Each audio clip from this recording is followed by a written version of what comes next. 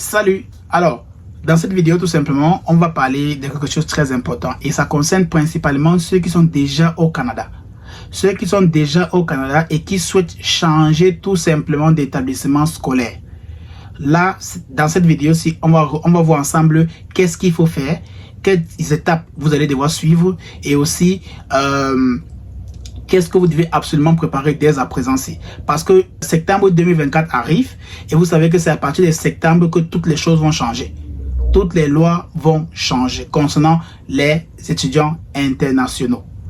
Donc, si vous voulez en savoir plus, alors je vous invite tout simplement à vous abonner dès maintenant. Si ce n'est pas encore le cas, mettez ça, c'est gratuit et gratifiant. Cliquez sur la cloche pour rester informé de toutes nos prochaines vidéos. Pour ceux qui nous découvrent la toute première fois, ici on parle immigration Canada. Donc on partage les informations concernant ceux-là qui veulent venir continuer ou bien poursuivre leur rêve en passant par les études au niveau du Canada. Donc, une autre chose que je tiens à préciser, c'est que les vidéos que nous mettons, toutes les vidéos que nous avons mises sur la chaîne ici, ne sont pas des vidéos référentielles ou bien légales que vous devez appliquer à la lettre. Non. Ce sont des vidéos tout simplement auxquelles on partage les informations que vous allez aussi retrouver sur le site du gouvernement du Canada. Et aussi, bien évidemment, via notre expérience. Maintenant, si vous voulez avoir des conseils légaux, tout simplement, je vous conseille tout simplement d'aller vers des avocats certifiés en immigration. Là, ceux-là pourront vraiment vous donner plus de les conseils auxquels vous aurez besoin pour votre procédure.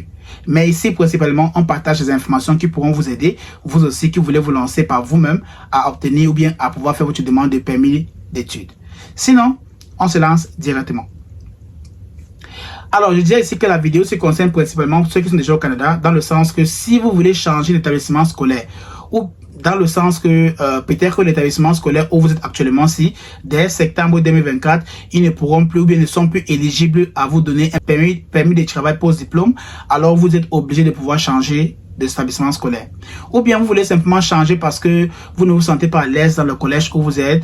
Peut-être que la province là vraiment n'a pas tellement d'opportunités d'emploi.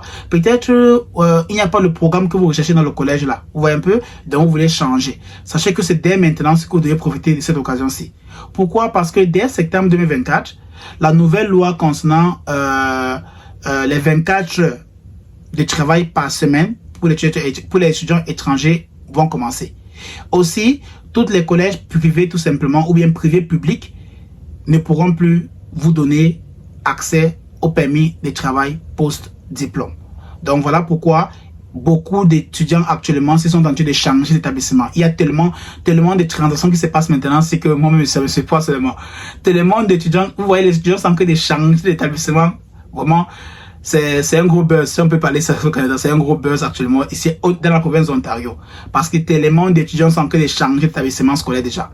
Mais sinon, si toi aussi tu es concerné par cela, tu dois savoir exactement ce qu'il faut faire. Et là, ce que tu dois faire, c'est quoi? C'est que la première des choses, c'est commencer déjà à chercher l'établissement scolaire que tu veux absolument aller étudier. Dans quelle province, bien évidemment. Bon, bref, tu as le choix de faire cela. Donc, dès que tu vas trouver l'établissement scolaire, tu vas devoir faire une demande d'admission. Sache que pour toi qui es déjà au Canada, tu vas toujours faire la même procédure, comme si tu étais à l'extérieur du Canada. Tu vois un peu? Vous allez faire la même procédure. Ça veut dire que vous allez faire la demande d'admission dans le collège là. Le collège là maintenant va vous donner l'admission. Ensuite, il va aussi vous donner la lettre d'attestation provinciale tout simplement. Et ensuite, maintenant, vous pourrez faire votre nouvelle demande de permis d'études. Ici, l'avantage que vous avez pour celui ou même pour celle qui est déjà sur le sol canadien, c'est le fait que l'établissement scolaire va accélérer votre demande d'admission. Ça, c'est d'un. Parce qu'ils savent que vous êtes déjà au Canada et ils savent que vous avez déjà étudié dans un collège ou bien vous sortez d'un collège. Donc, automatiquement, ils vont accélérer votre demande d'admission. Ça, je dis parce que c'est les choses que j'avais fait à l'époque et donc il y a d'autres étudiants qui le font actuellement aussi.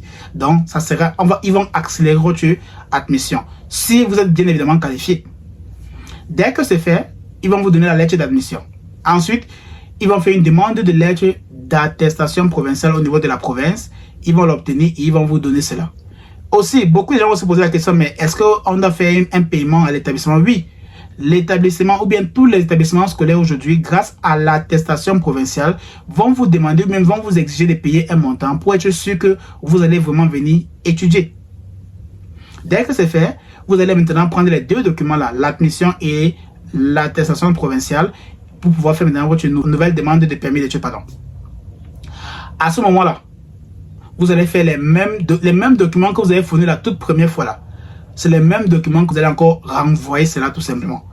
Et rassurez-vous, au niveau des demandes ou bien au niveau des preuves de fonds, si vous aviez un sponsor, vous allez encore demander à ce sponsor-là de faire une nouvelle demande de relevé de compte pour les mois précédents. Vous voyez un peu, donc sur les 6 derniers mois tout simplement, pour vous renvoyer cela. Vous voyez un peu.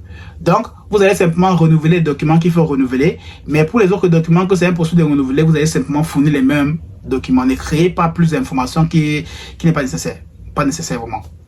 Donc, dès que cela est fait, vous allez maintenant juste faire une nouvelle demande de permis d'études. Tout simple que ça. Vous voyez un peu. Donc, vous êtes passé par la demande d'admission, obtenir la lettre d'admission provinciale, réunir tous les documents qu'il fallait et faire votre nouvelle demande d'admission. Mais quel est l'avantage derrière ça pour vous qui êtes déjà au Canada? C'est le fait que dès que vous allez faire la demande d'admission, vous allez recevoir tout simplement une confirmation ou bien un communiqué de réception ou une confirmation de réception de la part de IRCC.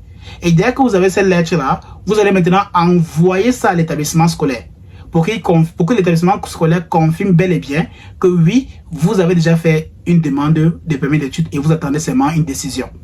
Donc, l'établissement scolaire maintenant va vous permettre de commencer votre programme scolaire. Sans le communiqué de réception là, de IRCC, vous ne pouvez pas commencer à étudier. Vous ne pouvez pas commencer à fréquenter, tout simplement. C'est vrai que beaucoup de personnes vont dire, vous allez rester dans le statut de maintien. Oui, mais le statut de maintien est seulement et seulement si vous recevez un communiqué de réception de la part de IRCC qu'ils ont bel et bien reçu votre demande de permis d'études.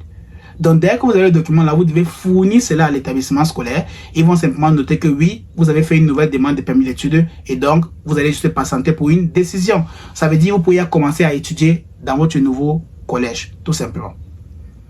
Vous voyez un peu? Donc, voilà un peu comment la procédure se passe. C'est très simple que ça. Il n'y a vraiment rien de compliqué, il n'y a vraiment rien de contraste derrière cela. Il n'y a pas de petites choses cachées derrière. Non, non. C'est rien que ça. Trouvez l'établissement scolaire, faites la demande d'admission, obtenez l'admission, l'école fait la demande d'attestation provinciale, l'obtient, il vous donne cela. Vous avez 2 documents. Vous allez regrouper tous les autres documents que vous avez, bien évidemment. Et pour ceux qui ont pris le temps de travailler et consorts et autres, et qui vont peut-être poser la question de savoir est-ce que pendant cette période-là, on pourra travailler à temps? Non, non, non. Vous ne pourrez pas travailler parce que dès que vous allez faire la demande de permis d'études, votre statut sera considéré avec l'ancien statut que vous aviez. Par exemple, toi qui fais ta demande pour changer d'établissement scolaire maintenant, si ton ancien ou bien ton statut d'étudiant actuel disait que tu peux travailler 20 heures par semaine, tu vas continuer à travailler 20 heures par semaine pendant cette période-là. Tu vois un peu, jusqu'à ce que tu obtiennes un nouveau statut, donc la nouvelle demande de permis, jusqu'à ce que tu obtiennes cela pour que tu puisses maintenant bénéficier des avantages qui suivent avec. Donc, c'est une chose que je partage tout simplement parce que j'ai dit tantôt, c'est via mon expérience et aussi via les informations qui sont disponibles sur le site du gouvernement du Canada. Je vais aussi mettre le lien dans la description. Et si vous avez des questions, surtout, n'hésitez surtout pas. Et il dit encore, septembre 2024 sera vraiment un mois chaud, beaucoup plus chaud. Pourquoi? Parce que les étudiants étrangers pourront bien évidemment commencer à travailler 24 heures par semaine. Donc, ça sera plus 20 heures, mais 24 heures par semaine. Ce qui est très bien. Donc, ça veut dire 8 heures. Tu pourras peut-être avoir 3 jours de travail ou tu peux travailler 8 heures par jour. Donc, ça te fait 24 heures. C'est bon. Au moins, c'est quelque chose comparé aux 20 heures que les étudiants subissent maintenant. Sinon, si vous avez des questions et autre chose, on se retrouve seulement dans les commentaires. À bientôt, prochaine vidéo.